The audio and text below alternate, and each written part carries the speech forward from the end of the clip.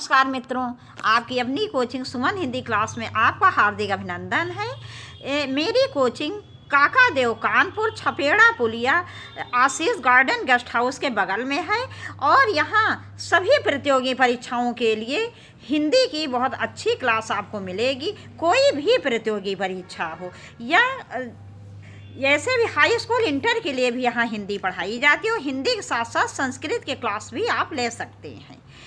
तो आज मैं आपके लिए ARO समीक्षा अधिकारी के लिए 30 हिंदी के अति महत्वपूर्ण प्रश्न लेकर उपस्थित हूँ। जैसा कि आपको पता होगा, आपकी परीक्षा में हिंदी के 60 प्रश्न पूछे जाते हैं, तो इसको मैंने 2 भागों में बांटा है। आज वीडियो पार्ट 1 है और ये ARO का ये हिंदी का पहला वीडियो है। इससे पहले मैं TGT PGT हिंदी की वीडियो डाल रही थी जिसमें 500 प्रश्नों की सीरीज चलाई जा रही थी, वो समाप्त हो चुकी है। तो यह समीक्षा अधिकारी हिंदी का पहला वीडियो है। तो देखते हैं इन महत्वपूर्ण 30 प्रश्नों को। प्रश्न 1, सही वर्तनी वाला शुद्ध शब्द कौन सा है? ए सत सत नमन, बी रीत्यानुसार, सी संभावना, डी कीर्तिवान। इसका विकल्प सी सही है, संभावना।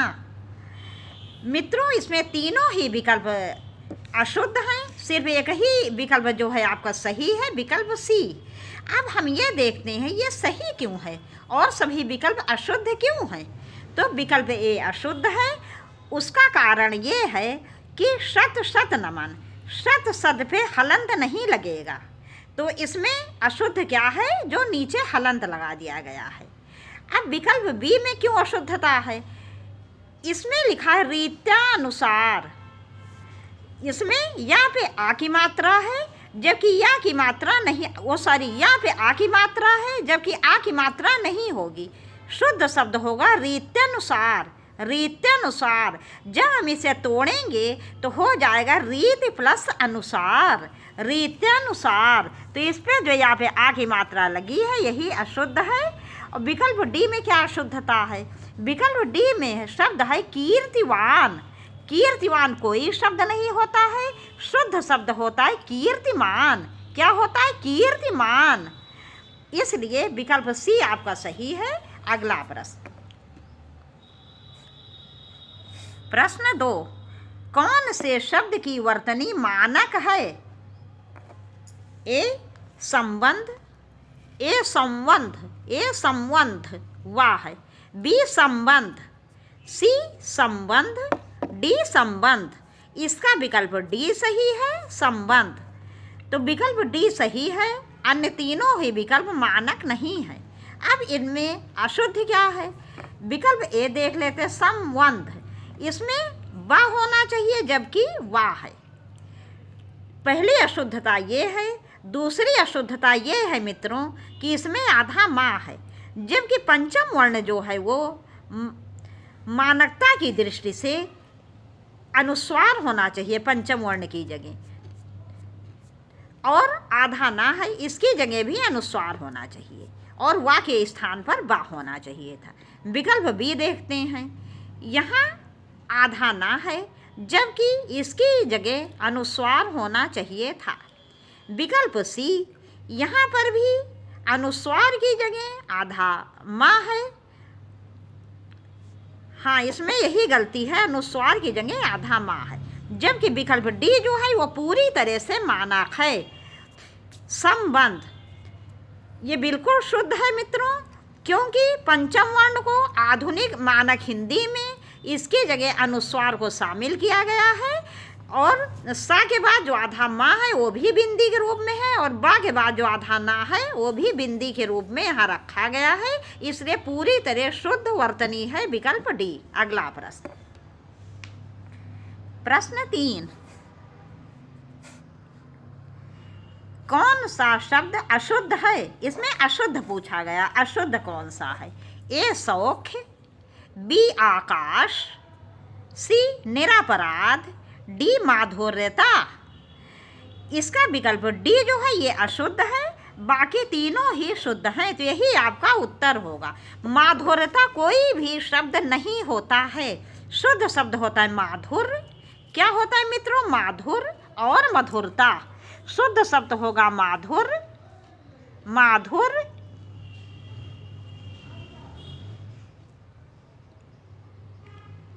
या मधुरता, मधुरता, मधुरता। शुद्ध शब्द होगा माधुर या मधुरता। अगला प्रश्न, प्रश्न 4, निम्नलिखित में से शुद्ध वर्तनी का शब्द है? ए विदोही, बी वैदेही, सी वैदेही, डी विदेही। इसमें मित्रों इसका विकल्प सी सही है, वैदेही। इसका विकल्प सी सही है, वैदेही। देखो विदोही कोई भी शब्द नहीं होता है जो विकल्प ए में दिया है। विकल्प बी वैदेही, वैदेही कोई शब्द नहीं होता। और विकल्प डी जो है विदेही, ये भी कोई शब्द नहीं है, शुद्ध शब्द है वैदेही। अब ये वैदेही कौन है? मित्रों ऐसा है कि जनकपुरी का नाम, जनकपुरी के राजा कौन थे? राजा जनक जी थे। उनका एक नाम विदेह भी था, वो विदेह राज भी कहलाते थे। आप जनकपुर कह लो, जनकपुरी कह लो, मिथिला कह लो, विदेह कह लो, सबका अर्थ एक ही है। तो विदेह राज किसको माना गया है? राजा जनक जी को। और इसलिए उनकी पुत्री कौन थी? सीता माँ। तो सीता माँ का एक नाम वैदेही भी है। तो वैदेही शब्द शुद्ध है, अन्य तीनों ही अशुद्ध हैं। अगला प्रश्न, प्रश्न 5, निम्नलिखित में से कौन सा वाक्य शुद्ध है? विकल्प ए, आज का अवकाश देने का की अनुग्रह करें। आज का अवकाश देने की अनुग्रह करें, बिल्कुल अशुद्ध। पढ़ने सुनने में लग रहा है बिल्कुल अशुद्ध। विकल्प बी, आज का अवकाश कृपया देने की कृपा करें। कृपया आ गया, फिर कृपा आ गया, बिल्कुल अशुद्ध। सी, आज का अवकाश देने की कृपा करें। डी, कृपया आज की अवकाश देने की कृपा करें। यहाँ कृपया पहले आ गया सबसे, जो कि बिल्कुल अशुद्ध है, और कृपा बाद में आया, और आज की अवकाश ये भी बिल्कुल अशुद्ध है। क्या होना चाहिए? तो आपका विकल्प सी जो है ये सही है। विकल्प सी सही है, आज का अवकाश देने की कृपा करें। अगला प्रश्न, प्रश्न 6, निम्न विकल्पों में से मिश्र वाक्य को पहचानिए। मित्रों मैं आपसे एक बात बता देना चाहती हूँ कि अगर हो सके तो हिंदी को आप ऐसा है, हिंदी को लोग बहुत हल्के में लेते हैं, सोचते हैं अरे ये तो हिंदी है, हिंदी तो हम कर ही लेंगे, जबकि ऐसा होता नहीं है। सबसे ज़्यादा मात लोग हिंदी में खाते हैं।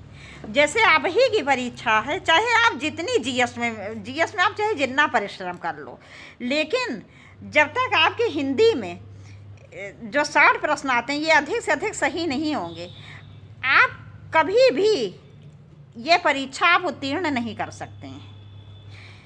हिंदी वैसे ये सच है कि हिंदी और विषयों को देखते हुए आसान है, काफ़ी सरल है, लेकिन इतनी सरल भी नहीं है। किसी मतलब बोलना हिंदी अलग की बात है, और जब हम किसी प्रतियोगी परीक्षा में उसे पास, उसमें अच्छे अंक लाना, इसमें दोनों में बहुत अंतर है। और हिंदी में जहाँ तक हो सके आपको पूरी हिंदी पढ़नी चाहिए। आपकी परीक्षा में भले ही केवल 6 टॉपिक हैं, लेकिन 6 टॉपिक के आगे 2-4 टॉपिक और पीछे से 2-4 टॉपिक से प्रश्न आप किसी भी वर्ष का आप आरो का आप प्रश्न पत्र आप देख लीजिए। जैसे कि आप यहाँ संज्ञा, सर्वनाम, विशेषण, क्रिया, विशेषण और क्रिया आपके यहाँ ये मुख्य रूप से है, मतलब ये पर्यायवाची, विलोम, इनको सबको छोड़ के मैं बातें कर रही हूँ। लेकिन आप देख लो हर बार के पेपर में क्रिया विशेषण आपके यहाँ पूछा गया है, जबकि वो अव्यय टॉपिक में आता है।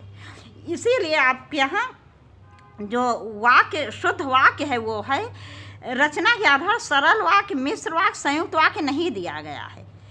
लेकिन आप देखो हर बार कोई न कोई प्रश्न सरल वाक्य, मिश्र वाक्य, संयुक्त वाक्य से पूछा ही गया है। जैसे ये देखिए आप प्रश्न 6, निम्न विकल्पों में से मिश्र वाक्य को पहचानिए। यहाँ मिश्र वाक्य पूछ लिया गया है।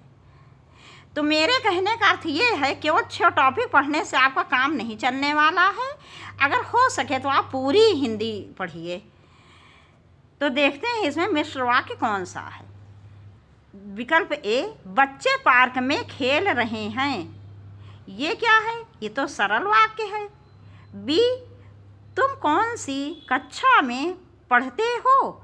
ये रचना के आधार पर सरल वाक्य है और हम अर्थ के आधार पर देखेंगे तो प्रश्नवाचक हो जाएगा।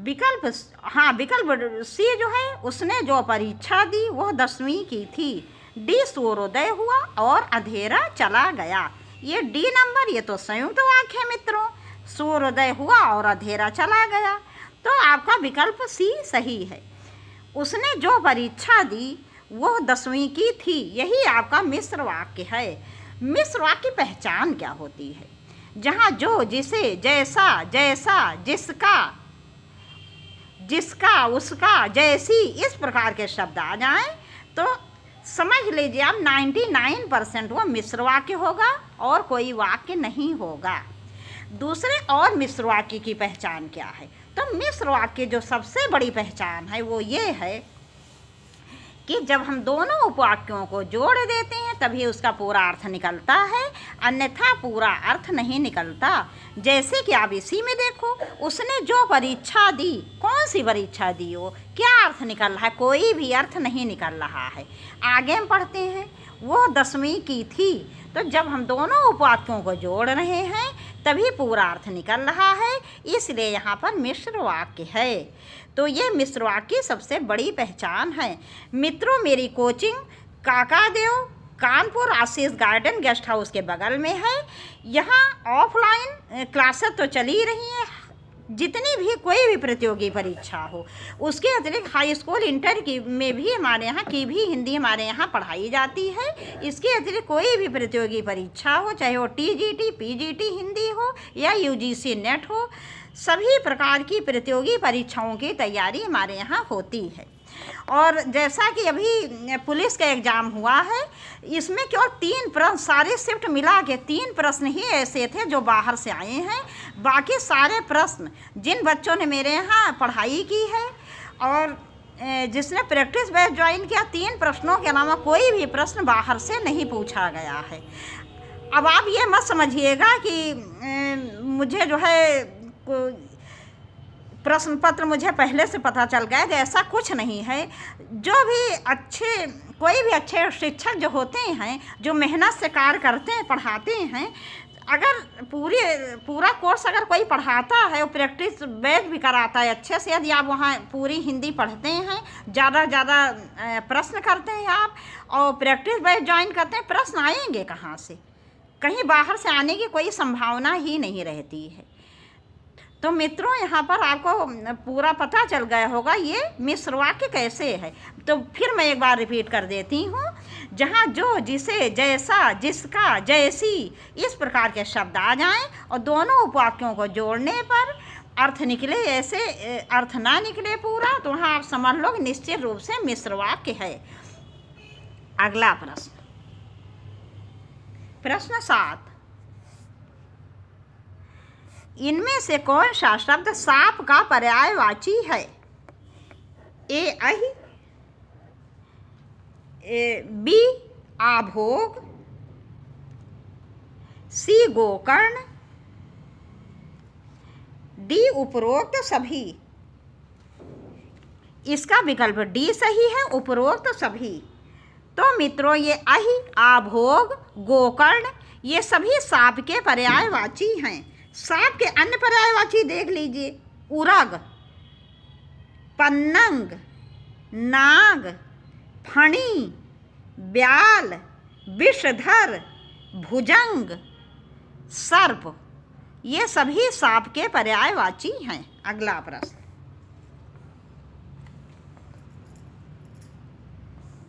प्रश्न 8, कमल का पर्यायवाची है? ए गुलाब, बी अम्बुज, सी रजनीगंधा, डी मल्लिका। इसका विकल्प बी सही है, अम्बुज। अम्बुज कमल का पर्यायवाची है। अन्य सभी अन्य पुष्पों के नाम हैं। कमल का अन्य पर्यायवाची है। कुछ अन्य महत्वपूर्ण पर्यायवाची मैं आपको बता दे रही हूँ, जैसे कुवलय, कोलय, अरविंद, उत्पल, तामरस, नीरज, पंकज, पुंडरीक। अगला प्रश्न, प्रश्न 9, पावक किसका पर्यायवाची है? ए अग्नि, बी सूर्य, सी प्रकाश, डी वायु। इसका विकल्प ए सही है, अग्नि। मित्रों, अगर पावन शब्द होता, पावन, अगर पावन शब्द होता तो इसका अर्थ हो जाता पवित्र। क्या अर्थ हो जाता? पवित्र।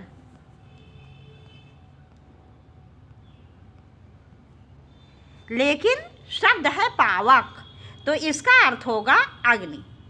पावक का अर्थ अग्नि होता है, जबकि पावन का अर्थ होता है पवित्र। अग्नि के अन्य पर्यायवाची देख लीजिए, जैसे अनल, आग, कृषाणु, हुताशन, वैश्वानर।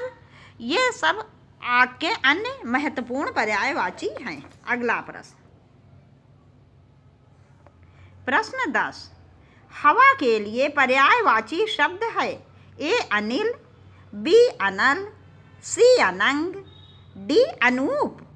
इसका विकल्प ए सही है, अनिल।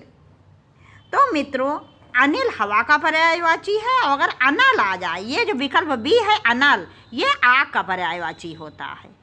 अनंग का अर्थ क्या होता है? अनंग कामदेव का पर्यायवाची है। ये अनूप शब्द जो है, अनूप का अर्थ क्या होता है? अनूप का अर्थ होता है उपमा रहित, माने जिसकी उपमा ना दी जा सके। इसके अतिरिक्त अनूप का अर्थ है अति सुंदर और अद्वितीय। तो हवा का पर्यायवाची अनिल है। हवा के अन्य पर्यायवाची देख लेते हैं, वायु, समीर, बयार, पवन। तो इस प्रकार से ये हवा के कुछ अन्य महत्वपूर्ण पर्यायवाची हैं। अगला प्रश्न, प्रश्न 11, दिए गए विकल्पों में से सुधा का समानार्थी शब्द कौन सा है? ए प्यासा, बी नीर, सी अमृत, डी तृष्णा। इसका विकल्प सी सही है, अमृत। अमृत के अन्य मुख्य पर्यायवाची हैं सोम, सुधा, अमी, पीयूष, मधु, सुरभोग। अन्य विकल्प देख लेते हैं। प्यासा किसे कहते हैं? जिसको प्यास लगी हो। नीर का अर्थ क्या होता है? पानी या जल। तृष्णा का मतलब क्या होता है? तृष्णा माने इच्छा, किसी चीज की तीव्र इच्छा। अगला प्रश्न, प्रश्न 12, स्थिर शब्द का पर्याय है? ए स्थिरता, बी निश्चलता, सी अडिग, डी दृढ़ता। इसका विकल्प सी सही है, अडिग। इसका विकल्प सी सही है, अडिग। इसके अतिरिक्त स्थिर के अन्य मुख्य पर्यायवाची है निश्चल। क्या? निश्चल, निश्चल, निश्चल। निश्चल जो है ये स्थिर का पर्यायवाची है। अगर निश्चल हो जाए तो उसका अर्थ क्या होता है? इच्छा रहित। लेकिन निश्चल जो है ये स्थिर का पर्यायवाची है। इसके अतिरिक्त और क्या होगा? दृढ़, दृढ़, अडिग, स्थायी और स्थावर। ये सभी स्थिर के पर्यायवाची हैं। अगला प्रश्न, प्रश्न 13, समुद्र का पर्यायवाची है? ए अर्णव, बी विश्वंभर, सी उदक, डी तुंग। इसका विकल्प ए सही है, अर्णव। अर्णव समुद्र का पर्यायवाची है। समुद्र के अन्य मुख्य पर्यायवाची हैं सागर, उदधि, जलधि, वारिधि, पारावार, सिंधु नीर निधि, नदीश, पयोधि ये समुद्र के अन्य कुछ मुख्य पर्यायवाची हैं। अन्य विकल्प देख लेते हैं। विश्वम्भर का क्या अर्थ होता है? विश्वम्भर का अर्थ होता है विष्णु भगवान। उदक का क्या अर्थ है? उदक का अर्थ होता है जल। तुंग का क्या अर्थ है? तुंग का अर्थ होता है पर्वत की या पहाड़ की सबसे ऊंची चोटी। हिमाद्य तुंग श्रृंग से प्रबुद्ध शुद्ध भारती, स्वयं प्रभा समुज्ज्वला स्वतंत्रता पुकारती। जयशंकर प्रसाद की बहुत अच्छी पंक्तियां हैं मित्रों। अगला प्रश्न, प्रश्न 14। वाज शब्द का पर्यायवाची है। ए अश्व, बी बेसर, सी श्रृगाल, डी किंकर। इसका विकल्प ए सही है, अश्व। तो वाज शब्द का पर्यायवाची है अश्व। अन्य विकल्प देख लेते हैं। जैसे बेसर, बेसर किसका अर्थ है? बेसर किसको कहते हैं? गधे को या गर्दभ को। श्रृंगार, श्रृगाल को। ये सब नहीं, इस पर जब बिंदी लग जाएगी, यहाँ ऊपर बिंदी लग जाएगी, यहाँ ऊपर बिंदी लग जाएगी तो ये हो जाएगा श्रृंगार। तो इसका अर्थ होता है सियार। और एक किंकर का क्या अर्थ है? किंकर का अर्थ होता है दास, सेवक या नौकर। अगला प्रश्न, प्रश्न 15। मार शब्द का पर्यायवाची है। ए जादू का, बी स्वर्ण का, सी अधम का, डी अनंग का। इसका विकल्प डी सही है, अनंग का। मार शब्द अनंग का पर्यायवाची है। इसके अतिरिक्त मार के क्या अन्य क्या है मुख्य पर्यायवाची? तो पहला इसका कामदेव। मित्रों एक बात आप मेरी नोट कर लीजिए। इस समय जो पर्यायवाची पूछे जा रहे हैं, आपको ज़्यादा पर्यायवाची याद करने हैं, क्योंकि पर्यायवाची 20 से पूछे जा रहे हैं ज़्यादातर। आपकी भाग्य हो बहुत अच्छी, अगर कभी हो सकता है शायद मुख्य शब्द पर्यायवाची का पूछ लिया जाए, लेकिन ज़्यादातर अधिकतर आप कोई भी आप परीक्षा देखो, सभी में पर्यायवाची 20 से पूछे जा रहे हैं, शुरू का नहीं पूछा जा रहा है। तो मार शब्द जो है ये इसका मुख्य पर्यायवाची है कामदेव, मदन, मनमथ, कंदर्प, पंचशर, मनोज, आत्मभू, दर्पक, मनसिज, रतिपति।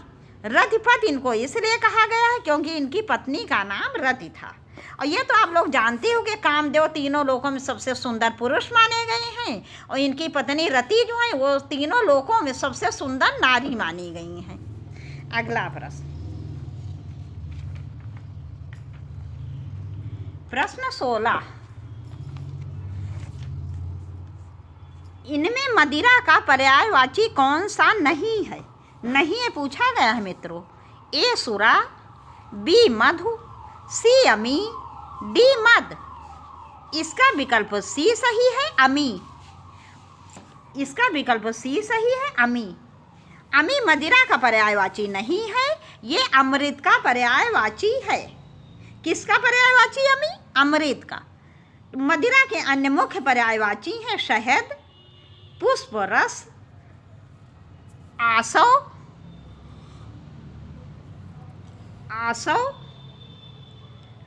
मधु,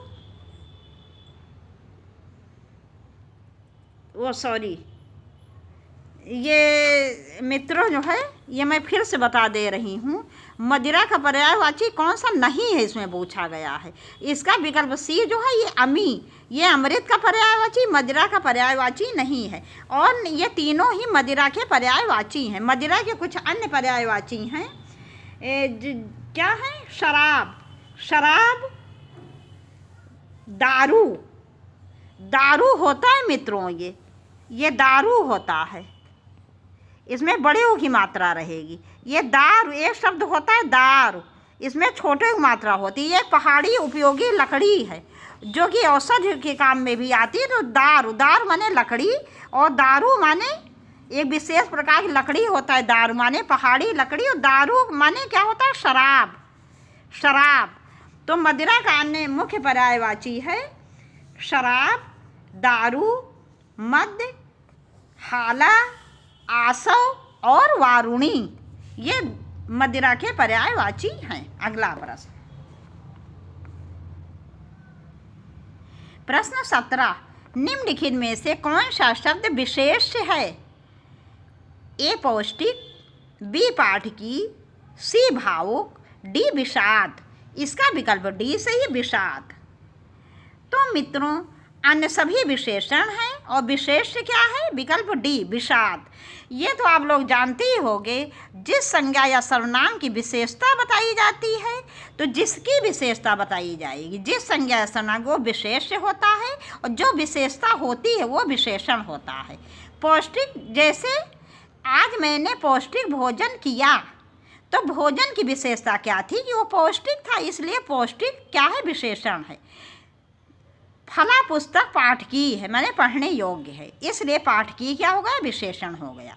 भावुक, फला व्यक्ति बड़ा भावुक है, तो उस व्यक्ति की विशेषता क्या हो गई कि वो भावुक है, इसलिए ये तीनों ही विशेषण है। विषाद क्या है? ये भाववाचक संज्ञा है, तो इसलिए ये विशेष है। अब विषाद का विशेषण क्या होगा? इसका विशेषण होता है विषण। क्या होता है? विषण। मैं लिख दे रही हूँ।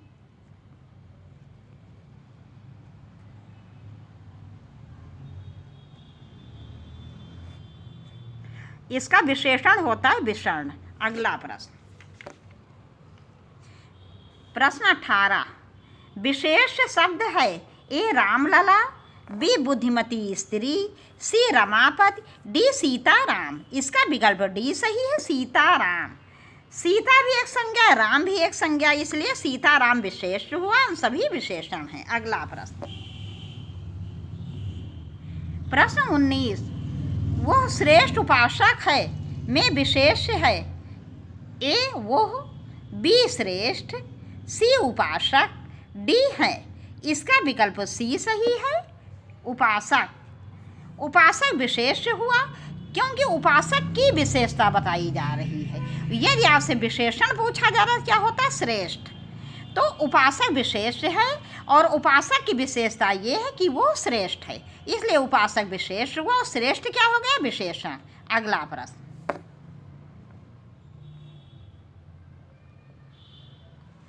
प्रश्न 20, निम्नलिखित में विशेष पद है ए उमा, बी कालिमा, सी मधुरिमा, डी महिमा। इसका विकल्प ए सही है, उमा।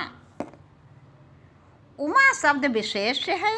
जैसे मान लो उमा किसी लड़की का नाम है, तो मैंने कहा उमा लंबी है, तो उमा शब्द क्या हो गया? विशेष हो गया। लंबी क्या हो गया? विशेषण हो गया। अगला प्रश्न,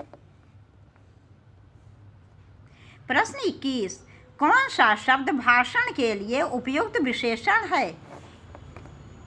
ए कड़कड़ाती, बी तेज, सी ओजस्वी, डी तेजस्वी। इसका विकल्प सी सही है, ओजस्वी।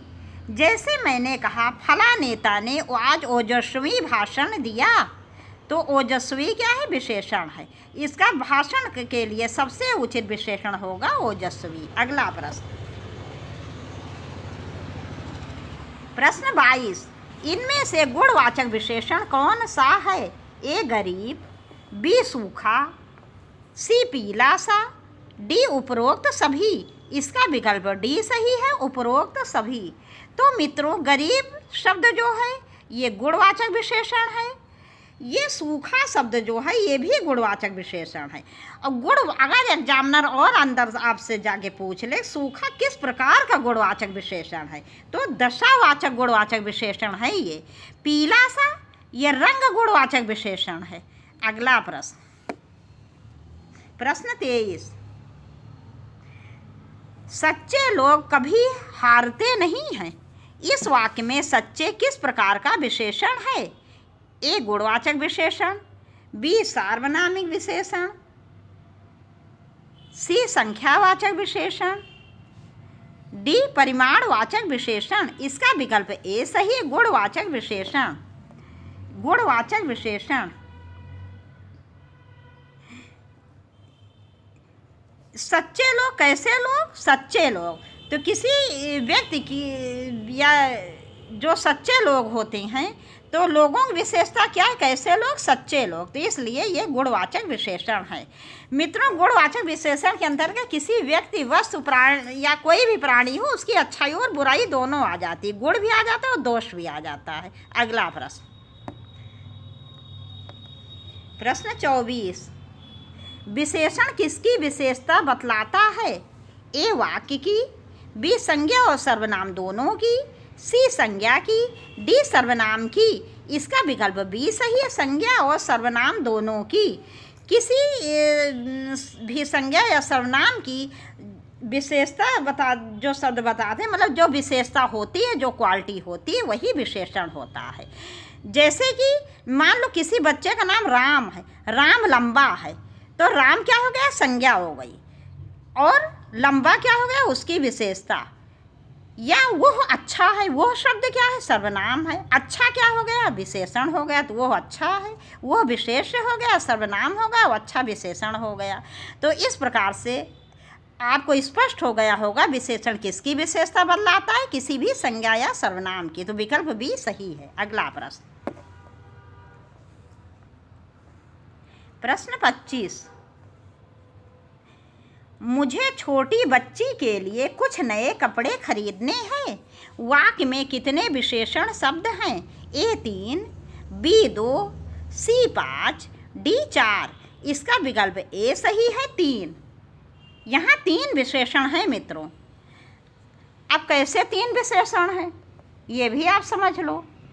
देखो, बच्ची की विशेषता क्या है? वो छोटी है। कपड़े की विशेषता क्या है? एक विशेषता है कि वो नए हैं, ये हो गया गुणवाचक विशेषण। और बच्ची के लिए जो छोटी विशेषता थी वो भी जो है गुणवाचक विशेषण है। तो 2 तो हो गए आपके गुणवाचक विशेषण। और कुछ क्या है? अनिश्चय संख्यावाचक विशेषण है मित्रों ये।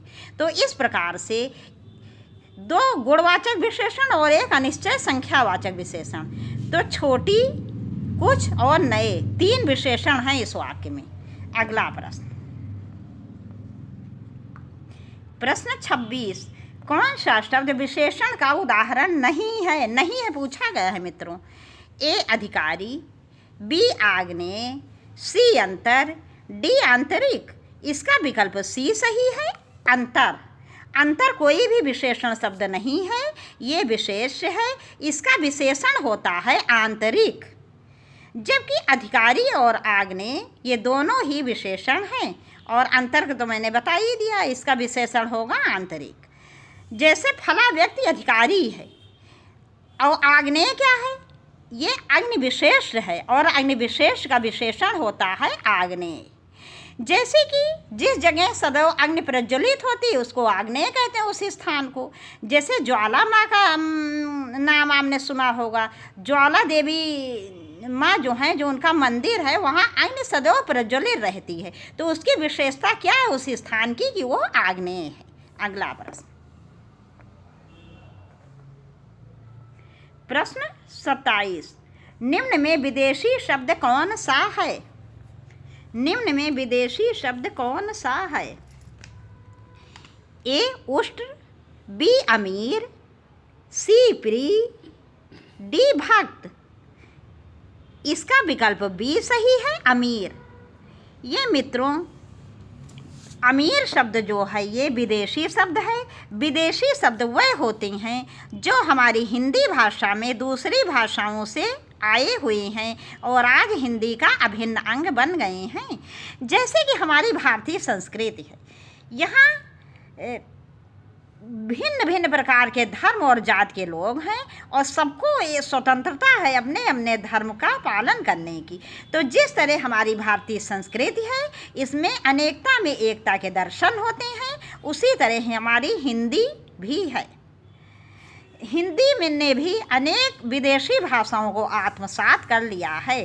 तो अमीर शब्द जो है ये अरबी भाषा का शब्द है। अन्य विकल्प देख लेते हैं। ये उष्ण, ये क्या है? तद्भव है, इसका तत्सम होगा ऊट। प्रिय शब्द क्या है? ये भी तत्सम शब्द है, इसका तद्भव होगा पिया। ये भक्त शब्द क्या है? ये भी तत्सम है। इसका तद्भव होगा भगत। क्या होगा? भगत। मित्रों, बहुत जल्दी मेरे यहाँ जो है अब ऑनलाइन बैच भी प्रारंभ होने वाला है। तो मेरे यहाँ कोई भी प्रतियोगी परीक्षा हो, सभी के लिए पूरी थ्योरी भी पढ़ाई जाएगी। और जैसे कानपुर या उसके आसपास के लोग जो हैं वो प्रत्येक रविवार को आकर जो भी डाउट्स वो डाउट्स भी क्लियर कर सकते हैं। वैसे आप लोगों को पता भी होगा, जो लोग मुझसे पढ़ रहे हैं, जो पढ़ चुके हैं, कि मेरे पढ़ाने में कोई डाउट्स बचता ही नहीं कहीं पर। लेकिन फिर भी यदि आपको कहीं पर कुछ थोड़ा सा भी लगे तो प्रत्येक रविवार को कानपुर उसके आसपास के लोग आकर अपने डाउट्स क्लियर कर सकते हैं। तो आप लोगों के लिए जैसे ऑनलाइन वैसे ऑफलाइन कोई अंतर ही नहीं रहेगा। अगला प्रश्न, प्रश्न 28, इनमें से विदेशी शब्द को पहचानिए। ए निद्रा, बी अचरज, सी अलमारी, डी चबूतरा। इसका विकल्प सी सही है, अलमारी। तो मित्रों, ये अलमारी शब्द जो है ये विदेशी है, अन्य कोई भी शब्द विदेशी नहीं है। ये अलमारी किस भाषा का शब्द है? ये पुर्तगाली भाषा से लिया गया है। अगला प्रश्न, प्रश्न 29, अगोछा किसका तद्भव शब्द है? ए अंग प्रोछा, बी अंगरखा, सी अंत्र, डी अग्रहायन। इसका विकल्प ए सही है, अंग प्रोछा। अंग प्रोछा शब्द जो है ये तत्सम है और अगोछा क्या है? ये तद्भव है। ये अंगरखा का क्या अर्थ होता है? अंगरखा का अर्थ होता है मित्रों अंग को, शरीर को ढकने वाला, और ये भी तद्भव शब्द है। इसका तत्सम होता है अंगरक्षा। अगला प्रश्न, प्रश्न 30 तथा इस वीडियो का अंतिम प्रश्न, एक तद्भव शब्द है। ए अटल, बी आतुर, सी अतिथि, डी अजीर। इसका विकल्प ए सही है, अटल। ये अटल शब्द जो है ये तद्भव है और इसका तत्सम क्या होगा? इसका तत्सम होगा अचल या स्थिर। अचल या स्थिर, ये इसका क्या होगा? इसका होगा तत्सम शब्द। आतुर शब्द क्या है? आतुर शब्द भी तत्सम है। इसका तद्भव होगा अधीर। आतुर क्या है? तत्सम शब्द है। इसका तद्भव होगा अधीर या बेकाबू। अतिथि भी क्या है? ये तत्सम शब्द है। अतिथि का तद्भव क्या होगा? अतिथि। ये था पे जब बड़ी की मात्रा लग जाएगी तो ये बन जाएगा तद्भव। और अजीर का क्या अर्थ होता है? अजीर का अर्थ होता है अघना। तो मित्रों, यहीं पर ये वीडियो समाप्त कर रहे हैं। आपसे जल्दी ही मिलेंगे इसके अगले वीडियो के साथ, जिसमें 30 अति महत्वपूर्ण प्रश्न रहेंगे।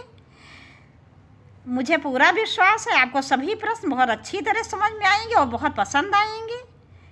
तो अब जल्दी ही मिलते हैं आपसे अगले वीडियो में। नमस्कार।